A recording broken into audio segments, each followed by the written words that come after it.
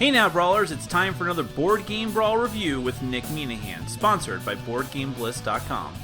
Hey now, today we're going to take a look at the seemingly long-awaited Magic the Gathering Arena of the Planeswalkers game. This is from Wizards of the Coast and Hasbro, and as the name implies, this is based in the Magic the Gathering universe, but it is a tabletop game. Not just any tabletop game, this one actually uses a very similar system. It is, in a sense, the spiritual successor to the game Heroescape, which was a very popular game that Hasbro put out back in the early 2000s, but was not able to be continued because it was just too expensive.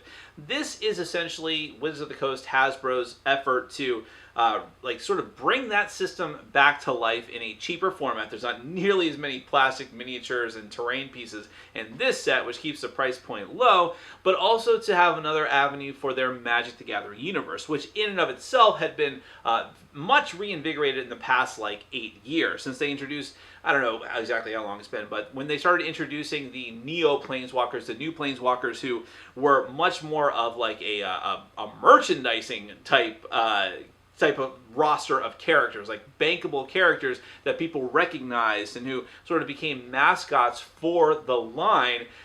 Since then, the Magic has only grown and become more and more popular because the lore has been fleshed out and have made the characters much more interesting. And this board game, encapsulated board game, Arena of the Planeswalkers, puts some of the most popular Planeswalkers like Jace and Liliana on display and lets you control them and some of their powerful creatures and spells in an arena type format. Let me go ahead and give you a brief look at how the game is played and just one of the different modes of play.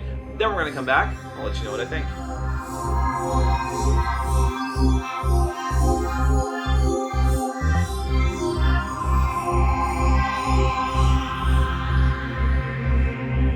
Alright, I'm going to give you a brief rundown of Magic the Gathering Arena of the Planeswalkers. This is a competitive game for 2 to 5 players. Now, if you play with 2 players, it's just a one-on-one duel, and that's what I have set up out here. If you play with 4 players, you can actually do a team game, 2-on-2. Or you can do a 3 to 5 player game that is just a total free-for-all of everyone trying to kill each other. The basic game rules are the same between every mode of play. All the changes is the setup of the map and a few other tweaky little rules, but generally you just want to kill the other Planeswalkers, or in some scenarios like the duel, you want to get, or the free-for-all, you want to get have the most units out on the field before time runs out, before too many turns have passed. And that's actually one little annoying thing about the game, is that in the rule book, there are the different scenarios in the back, and they keep the turn tracker here. And you have this tiny little, very easy to lose cardboard nub that your token that you use to keep track of it. I would highly recommend you find another way to keep track of turns if that's important to you. I wish they had put that in a separate sheet. In any case, you are going to set up the game board with these thick cardboard tiles. Now, another complaint I'll talk about in my final thoughts is that all of these tiles are one-sided. All you can do is flip them around. Otherwise, this is the general static appearance of the game. You do have these 3D pieces of terrain, but again, these are the only ones that come in the game. As well as this plastic terrain, this is all of it. There's 2 3-section pieces that you can assemble together, and then there's these single section pieces that you can use. You can either spread them out or get height going on in the game. This is similar to Heroescape terrain if you're familiar with that game. Now, these black tiles that are out here are actually plastic tiles. These are called Glyphs. And you can either do these randomly, or you can have them face up so that people know what they are at the beginning of the game. But these are going to give you things like +1 power, which means you roll an extra die for attack, or +1 toughness, where you roll an extra die for defense, or draw a card when you draw it. But for the ones that stay permanently, in order to gain the benefit, you have to have one of your units stationed on that glyph, and all the rest of your figures, all of your figures, are going to get that bonus so long as you have 1 troop sitting on it. So a lot of the major Planeswalkers from the Magic the Gathering universe are represented in this game. And you're going to take a miniature of that particular Planeswalker. So if you want a closer and better look at these, I have an unboxing video. I'm not going to spend too much time on this, but you have Jace, who's probably one of my favorites. And right now I have him squaring off against Chandra, the Flame Planeswalker. And they have each of their different units. Each there's different. You have each Planeswalker in this edition of the game has different squads, and each squad has 3 different miniatures, and there actually are all unique sculpts. Like here's one of the Phoenixes, and then she also has. I'm reaching all across the table. Excuse me. One of the Hell Beasts. And then Jace has these like phantoms. I think they're called leyline phantoms, and also illusory projections of himself. There's other planeswalkers in the game as well. You have Gideon, who's got these like little whip thing that I hate, but he's also got these core hookmasters with him. And again, there's 3 different figures for each, and they're all unique sculpts. And the rocks, which are like rhino people, which is just silly. Then you have Liliana Vest, the Necromancer. Again, I'm not going to spend too much time focusing in on those. So you can go ahead and watch my unboxing video for a closer look at some of these figures. Here's one of like the giant zombies and like the axe-wielding ghouls or whatever they're called. Then you got Nissa, the elf, and she's got the coolest weapon, definitely, but she's also got tree elementals on her side and elven archers. So when you choose which planeswalker you're going to play as, you're going to put them on the appropriate spot on the board. Then you're also going to take their army cards, which tell you the stats for the planeswalker. So that's Jace's card right there. But then you also have the stats for each of the different squads as well. So taking a look here really quickly, you have their name, their type. You have their targeting area. This is important for when you're trying to determine line of sight. So the blue dot represents where you should be looking at if you're trying to determine line of sight from this figure. The gray area is where other people are trying to target. This is just like physically looking at a miniature and scoping it out to see if wherever your character's head is actually able to see the gray dark area of another figure. That means you could target them. I actually like the way the line of sight works in this game. Then you have their life points, which very simply, you go to 0, you're dead. And if you're a planeswalker, that's bad. That probably means your opponent has won, or in a team game, they're closer to winning. Then you have their movement. This is how many spaces they can move when they've been activated. Then you have their range, how many spaces they can attack from, their combat dice, how many dice they roll when they attack, and their toughness, which is how many dice they roll when they have to defend. And when you try to attack, there's 3 swords on these dice, 2 shields, and a blank. When you attack, you're trying to get swords. Those are hits. If you're trying to defend, you get shields. Those are defenses, and shields block out swords. It's as simple as that for combat. We don't need to spend any other time on it. Each character has different special abilities. So Jace has Focused Thoughts, which lets him scry, essentially. If you're familiar with Magic, you get to look at the top part of the deck and either stick it on the top or put it back on the bottom. And Mind Sealer, which means if he's within range of a planeswalker, he can randomly take control of them temporarily and make them attack. His Leyline Phantasms have special abilities, like they can walk through enemies without provoking attacks. You notice they have much weaker stats than Jace himself. His illusory projections are really cool because he can actually switch places with them because they are illusions of him. And when they're summoned, they can actually let him draw a card as well. That's another thing that each player is going to take. And by the way, these squad members stay off the board at the start. We'll get to that in a minute when we get to the turn order. The other thing is that you're going to take all these spell cards of your particular color. Now, the thing is, once more expansions come out, you can actually customize your army and customize your spell deck. The armies and the spell cards correspond to different colors of planeswalkers, which means when another blue planeswalker comes out, like, I don't know, Tamio or Venzer or any of the other blue planeswalkers, you'll be able to use Jace's cards and army cards with them, theoretically. But there's point costs involved with all these different things if you really want to get into the army building aspect. That's something to talk about when expansions finally start coming out. But in any case, there's 2 different types of cards. There's sorcery cards, like Jace's Erasure, which lets you delete a couple of cards from your opponent's deck. Or, what's a good one here? Mind Control, which functions a lot like Jace's special ability, except you can use it on creatures to temporarily take control of a creature and move and attack with it. You also have Enchantments, where enchantments are either going to be placed face up or face down onto one of the army cards. When it applies, you use it. The hidden ones are kind of like trap cards from Yu-Gi-Oh! Is the joke we like to make.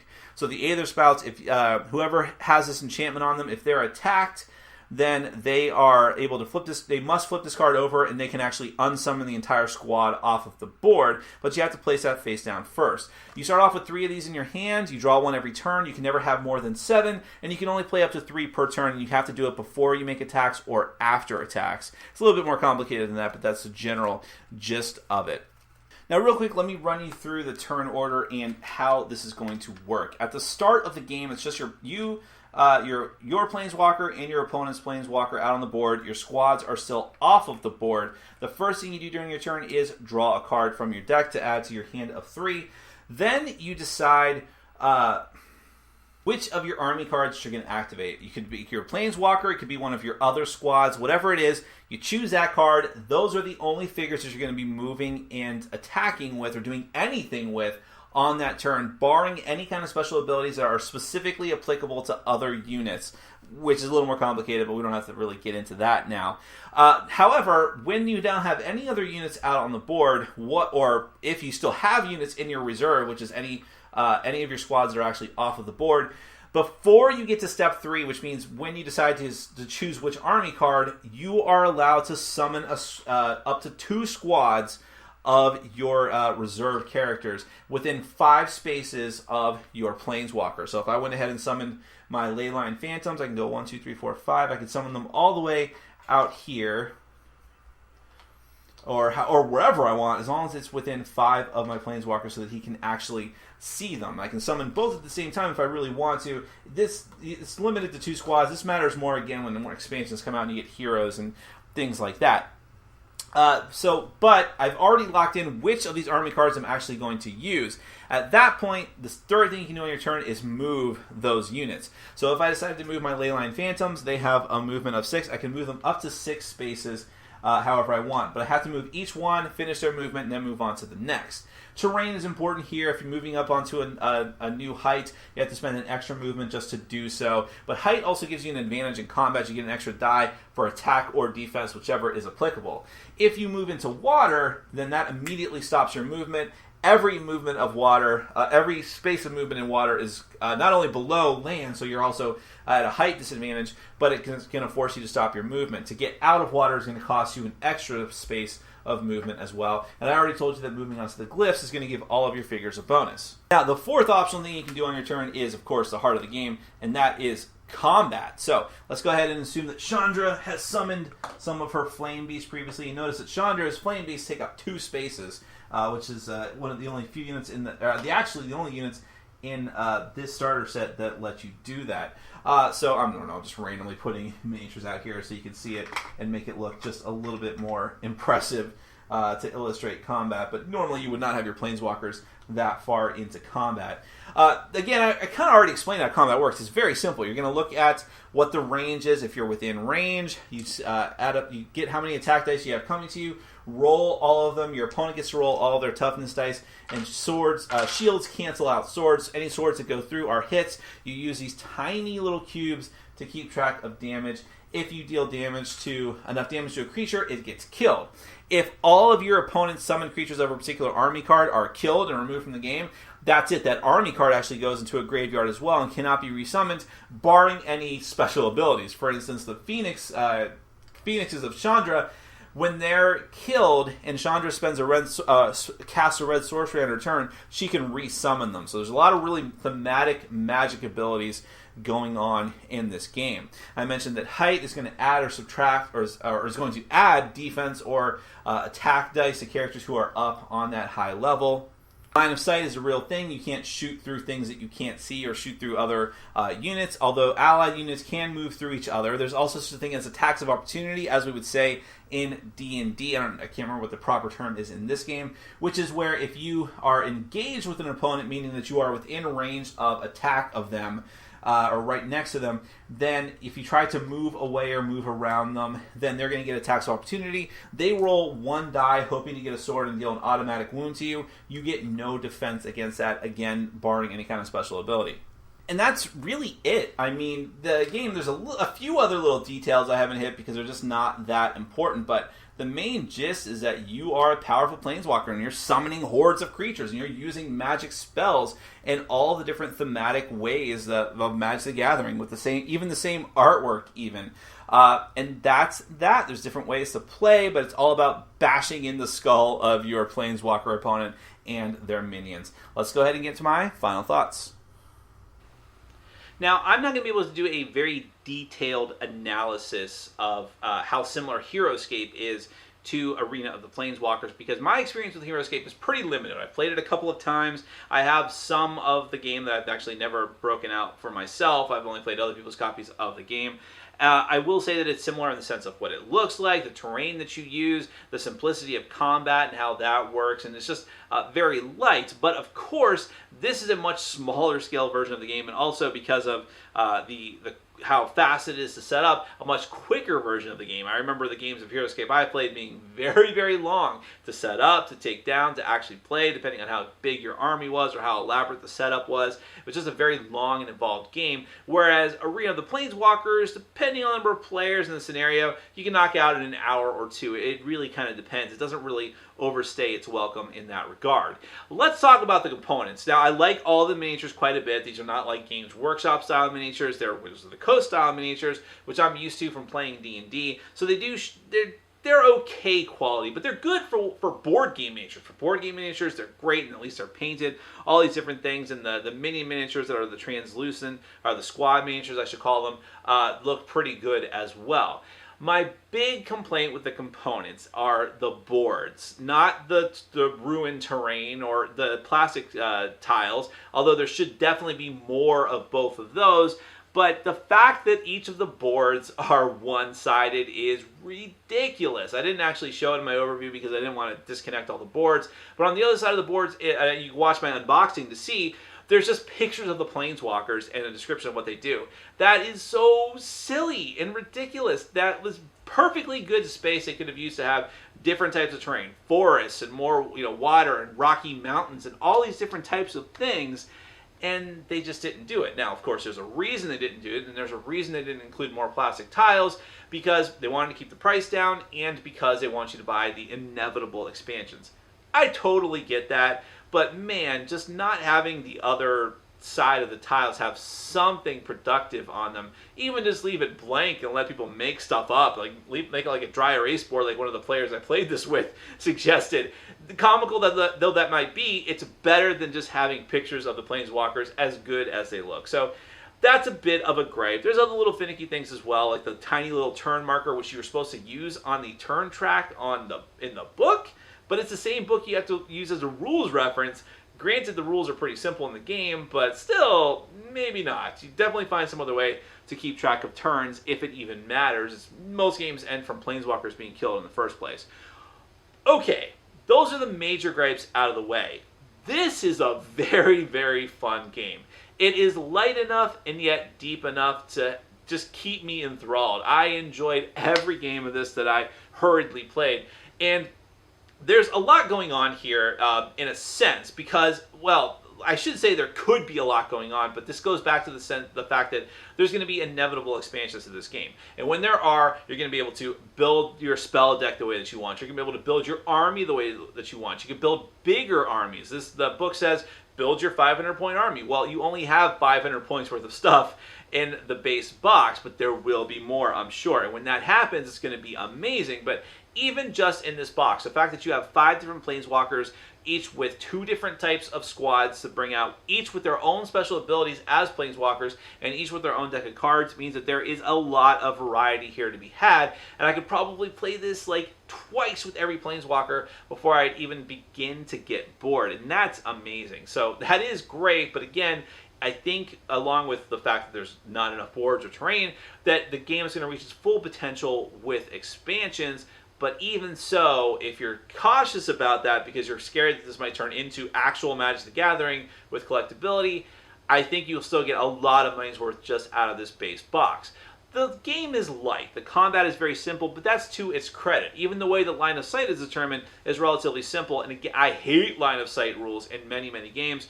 But Arena of the Planeswalkers keeps it simple, and it's definitely great for that reason. I wish there were more glyph tokens. That's a really cool idea as well. And the best thing about this game, by far, is how thematically linked it is to Magic the Gathering. Because it really does feel like, okay, here's my Planeswalker. And it's kind of weird at first, like, Planeswalkers staring across from each other on the rather drab-looking board. That's another thing. The board kind of looks drab. That's another reason why I wish there was more to different types of terrain.